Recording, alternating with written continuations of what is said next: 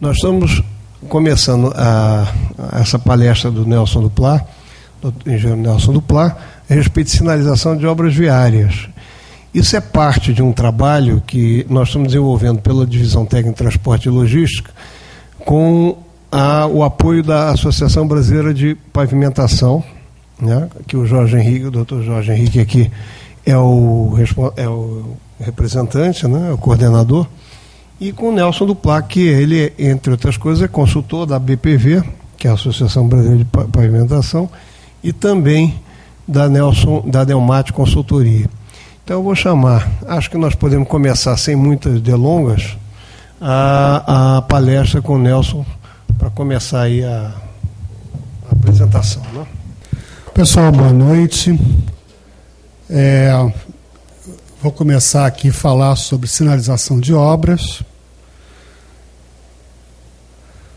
Passar aqui um mini currículo, mas o mais importante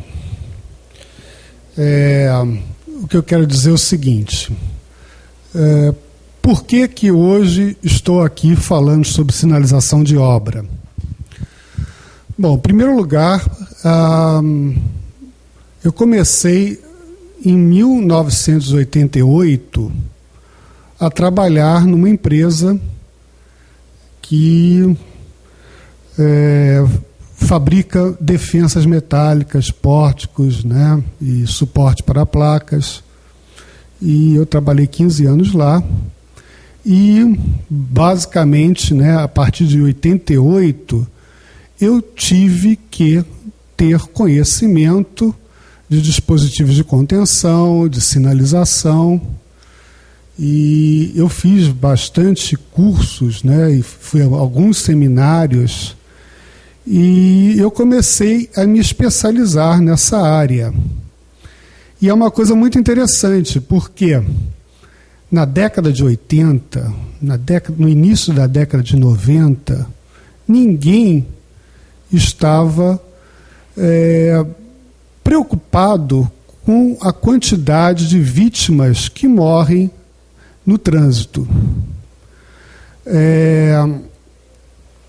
Nós estamos no segundo ano da década de segurança, né, de redução de vítimas de acidente. Essa campanha é uma campanha da Organização Mundial de Saúde, a OMS, que é ligada à ONU, e o Brasil assinou esse compromisso de reduzir o número de vítimas no trânsito.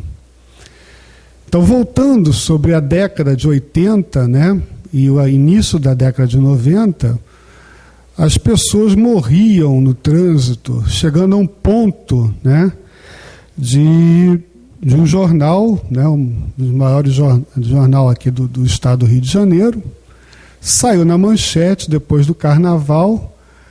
Neste carnaval morreram apenas 43 pessoas durante o carnaval. Apenas, né? Poderia ter sido muito mais, né? Então, com o advento das concessões de rodovias, e aí sim, né, o usuário paga para passar naquela rodovia, paga o pedágio. Então, esses usuários chegaram assim, bom, se eu estou pagando para passar nessa concessionária, eu também quero ter segurança. Então, o que acontece isso, hoje está tendo muitas demandas judiciais por causa de acidentes e já com aquela assim, olha, estava faltando uma placa, estava faltando um dispositivo de contenção. Então, por isso, eu me acidentei. Né? E aí tem os advogados. Só fechando essa introdução, há 5 anos atrás, quer dizer, eu dou aula nos cursos da BPV, Associação Brasileira de Pavimentação, Segurança Viária e Sinalização. Então, o que acontece?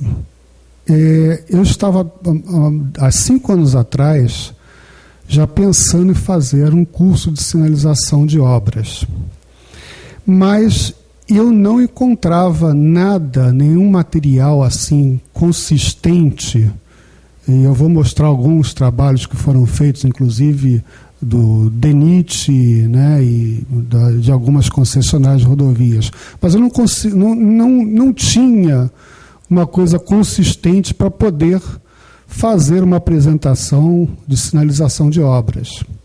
Então, eu fui num congresso nos Estados Unidos e fiz um curso de sinalização de obras. E uma coisa interessante, de tudo que eu vou resumir, o que aprendi lá, e o que acontece? É a questão da responsabilidade.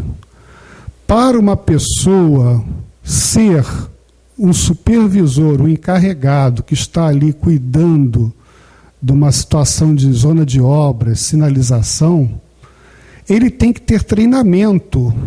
E ele tem que ter nesse treinamento, tem uma prova final, e ele tinha que tirar 8, pelo menos, para poder ter a certificação que dá o poder dele de estar fazendo uma supervisão dentro dessa obra.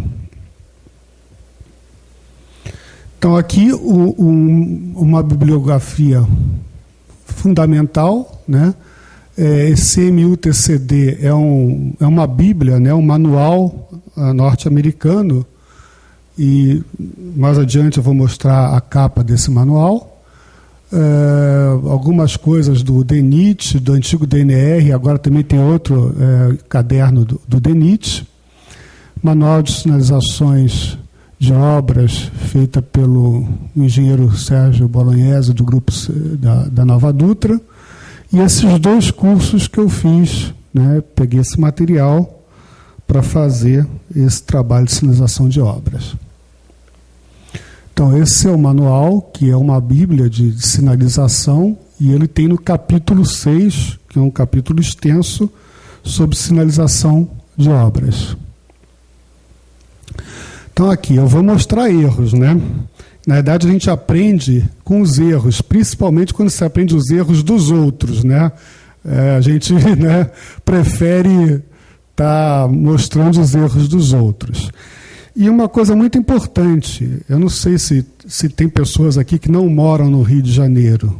Quer dizer, boa parte que está aqui mora aqui no Rio de Janeiro, transita no Rio de Janeiro, na nossa cidade, e com certeza nós temos diariamente riscos na via, né? Alguns riscos eu vou mostrar, e é justamente isso para a gente ter a noção do que a gente pode estar fazendo melhor. Isso aqui não tem nada a ver com sinalização de obras.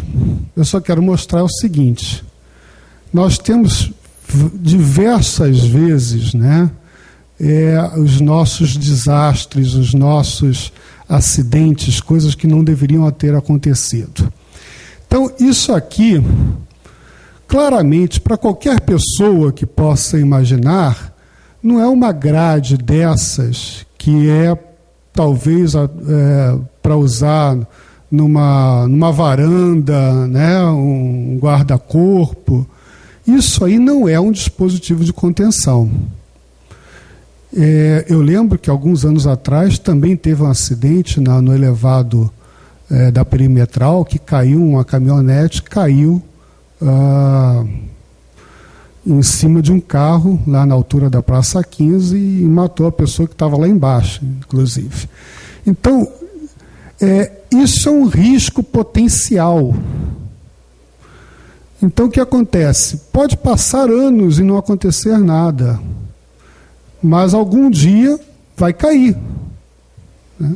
Então, o que acontece? Não adianta dizer, olha, fiz a minha sinalização de obras, ficou um mês lá e não teve nenhum acidente. Se você for vistoriar isso na realidade, você vai ver que aqui tinha ali um risco embutido muito grande. Então é só para fazer essa comparação. Quer dizer, às vezes você tem um risco potencial, que é um risco de vítima fatal, mas às vezes demora, né? Mas algum dia acontece. Então, qual é o comportamento do motorista? Nós dirigimos estressados, né? Nós já temos sobrecarga. Eu sou da época que se fazia um memorando, escrevia, passava para a secretária, ela datilografava, a gente fazia a correção. Quer dizer, dentro de sair uma mensagem de um departamento para outro, talvez 1, 2 dias para chegar e 3 ou 4 dias para receber a coisa de volta. Hoje em dia não, nós temos e-mail, nós temos e-mail no celular. Então, a carga nossa, né, de trabalho é muito grande. Então, o que acontece? Nós sempre estamos andando estressados, né? Até mesmo almoçando, você está conversando pelo telefone, pelo celular. A gente está sempre atrasado, né?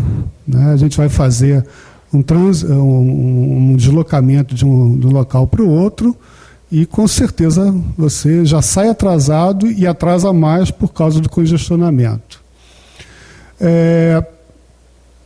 Curiosidade, né? Acidente, obras, as pessoas querem, tá dirigindo, quer saber o que está acontecendo atrás daquele tapume. Então, isso também prejudica a questão do própria mobilidade, né? E aqui uma coisa interessante, o motorista já sabe o que está escrito na placa de sinalização. Ele está ali todo dia, né? O motorista dirige no modo automático. Eu lembro quando meu filho estava chegando para 18 anos, já pensando em ir para a autoescola e tal, e eu dava carona para ele para a faculdade, e ele perguntava para mim: pai, que marcha você está usando? Eu tinha que olhar a marcha, porque a gente faz aquilo ali automaticamente, a passagem de marcha, né? Então você dirige do modo automático, troca de faixa, de marcha. Nós somos multitarefa, nós estamos dirigindo, trocando o CD, fumando, falando no celular. Quer dizer, a gente tem, né, essa mania, né, de falar, né, de celular e tal. Isso realmente, às vezes, você perde uma placa que possa ser importante. E outra coisa, trajeto, casa, trabalho, casa, né? Sempre repetição.